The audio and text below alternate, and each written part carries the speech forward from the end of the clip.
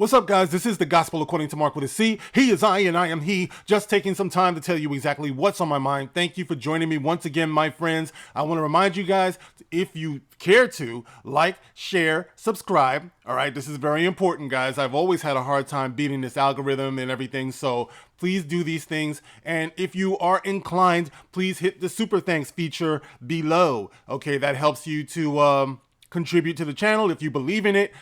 Works much in the same way as super chats, except I don't do a lot of streaming, do a lot of videos though. So if you do support the channel, please consider hitting that super thanks. It really does help, and I really do appreciate it, and I appreciate you always anyway. So anyway, guys, let me talk about something here, because last night we had a spirited episode of The Dark Council. If you get a chance, you can check out that replay on Fatal J's channel. And one of the things that we were talking about that I'd like to get into a little bit more is why some of us don't give up on Star Wars. Now, for a lot of people, Star Wars is dead. You know, Disney has done an effective job of killing what we actually love. Now, for other people, you accept what is Star Wars today. You know, I do understand that. You know, shout out to my good brother who I love and respect so much, Lord Callis. He was making some excellent points. Like, if you don't like what Disney is doing, if you don't like what Star Wars is doing right now, why even bother with it, you know? And that's actually a very good, intelligent, insightful question, which made me think, why do I? You know, why do some of us? Now, I'm only going to speak for myself here. And, Here's what I came up with, you know, because it really made me think, you know, why do I continue to fuck with this thing? Although, you know, I've explained this in a way before, okay? And to me, there's a few things here, okay? Now, you can accept that Star Wars is dead. If you do, if that's how you feel, Star Wars is just dead, well, then that's the end of it for you, you know? But for a lot of us, we got into the Star Wars property and everything when we were very young. Okay, it's a marriage of sorts. And in marriage, what do they say? Till death do you part, you know? So if you believe that it's dead, then it's a lot easier for you to move on. But for some of us, we're still at the in sickness and health stage, okay? That's where I am. I believe that you can love Star Wars when it's healthy and strong and great, but you also love it when it's sick. And right now, it is sick, very sick. Okay, and it remains to be seen whether it's a terminal illness, but for people like me, because as long as there are people like me who are out there, as long as there are creatives out there who do fan fiction and who do it better than the people who are so-called making lore and canon right now, then you do realize there is hope, you know, and this is what you get into Star Wars for. The central core a belief in Star Wars lore is hope.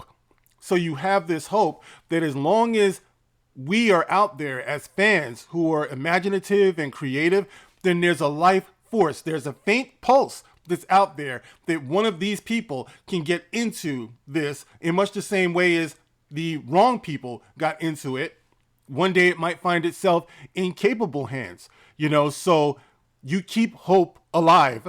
In the immortal words of Jesse Jackson, keep hope alive.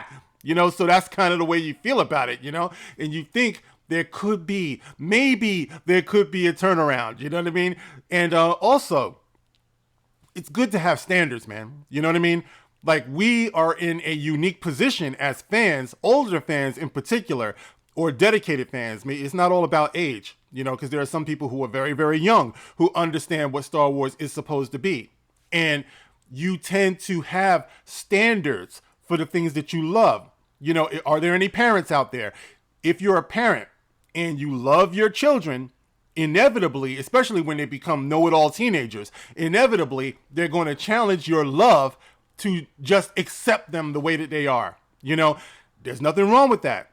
Unless as parents, you understand and recognize that they are underperforming, you know, in school, in life, whatever. You know that your child can do better. You actually know this, okay? Now, if deep down inside, you know that your child is a dumbass and they're simple and it's all they're ever going to be, God love them, then yeah, you kind of do have to accept them. But honestly, if you know and they know that they're capable of so much more, and you actually do love them, okay, then you're going to continue to challenge them. You're going to continue to have expectations and standards for these people, these children that you love so much.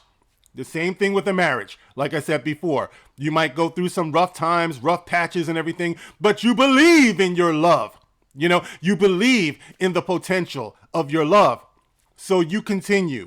You know, we're watching this whole Johnny Depp trial right now. Why didn't he just leave? Why didn't she just leave? It's not always easy, man, especially when you see that dream, you believe in that dream, no matter how many ups and downs, no matter how much pain is involved, until you in your mind are ready to let go, you won't. You know, as long as you sense that pulse, that life's blood, you're going to continue. As long as you have standards, you're going to expect to hold, once again, your children up to that standard. I know you can do it. You know, I can't tell you how many times I went through that with my son. He wanted to give up. Oh, Dad, you know, from the very beginning, Dad, I can't ride this bike. Dad, I can't ride this bike. I can't, you know, trying to teach him two-wheelers, you know, and everything. And you would stay on him. You would stay on him. Dad, I can't do this math. Dad, I can't do this, you know, whatever, you know, science project. I know you can do it. They get mad at you. You know, they're all cussing under their breath in their room and everything. I hate him. I hate him. Why can't he just accept me the way I am? But once they achieve, once they do what they set out to do, once they get back on track and they realize their potential, like with my son, inevitably, the good thing about him, he'll always come back to me and he'll give me a hug. Thank you, Dad. Thank you for pushing me. Thank you. As long as it's not abusive, you know what I mean? But it's not bad to have expectations. It's not bad to have standards. That's what challenges people to do better. Competition is something that challenges people to do better, you know? And I think that's a lot of the reasons why I continue to rally, you know, for the cause of Star Wars. Okay, it's not coming from a place of negativity, you know, and that's the reason why I wanted to make this message, because I've been thinking about this longer than the discussion that we had last night. There's been this tendency to charge critics of the new Star Wars with just being negative, being toxic. And surely in some cases that might be the case. But I think the overwhelming majority of those of us who criticize Dizznee Star Wars just want better. We want what we've come to expect. We were invited to go to a galaxy far, far away a long time ago. All right. And we took that. We took that invitation. We were asked to believe, and we did. We were challenged in our thinking. You know, they talk about, you know, if you have a criticism against Star Wars, oh, you must be racist, you must be sexist. No.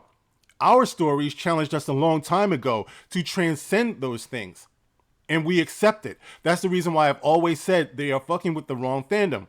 Because Star Trek already invited us to do this. Star Wars already invited us to do this. Doctor Who already invited us to challenge ourselves to a better standard.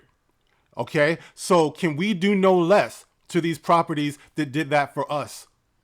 Are we to just stand back and say, well, rest in peace, even though we're still here? The lifeblood is still here.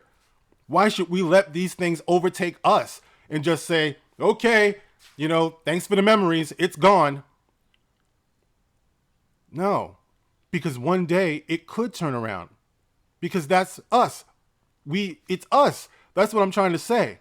And as long as we're out here, and as much as Disney wants to try to dictate the trajectory of these things, they want to manipulate these things, you know, all over the properties that we love, we're still here.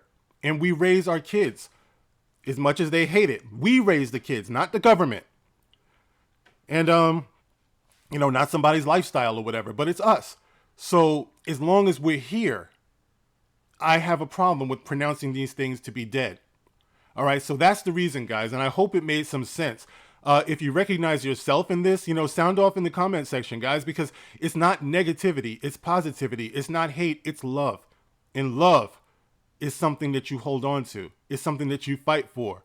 And I'm down, man. You know, the same as I was 5 years ago, almost going on 6 years. I'm down. You know, I'm down for the duration. As long as I'm here, I will represent the proper love for the things that raised us and that we pass on. This is our tradition. So guys, if it made any sense to you, please let me know. If it didn't, I'll revisit this some other time. But thank you guys for listening.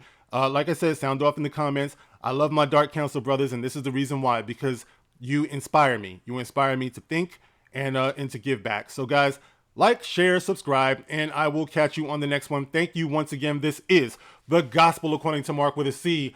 Rock on.